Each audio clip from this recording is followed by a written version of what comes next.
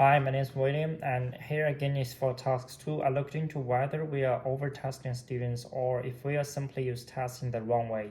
So this topic really connects with me personally. In China, I was used to conducting exams, to constant exams. So testing was how we were judged. I remember being ranked every week, and honestly, it created a lot of pressure and comparison. But when I moved to Australia in Sydney High School, it was a big shift. Testing was still important, but there was a lot more emphasis on learning how to manage time, work independently, and reflect. This was something I wasn't used to, but I've come to appreciate how it builds long-term skills.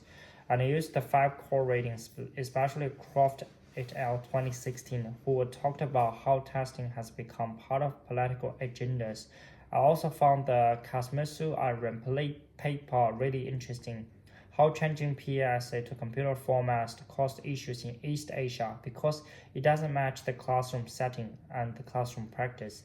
A big challenge for me was unpacking the idea that testing isn't bad itself, it's how we use it. For example, I have seen how in Australia some teachers use assessment as feedback, not just a grade, and that helped me understand how testing can support learning when we used well. At the same time, in Sydney, I also noticed that something I didn't expect, how different regions and schools have very different support levels. In some lower income areas, the HSC pressures is really intense. Teachers expected to lift scores, that adds a lot more stress. So even here in Australia, testing can put pressure on schools and staff depending on location. What I've taken from this talk is the importance of the context.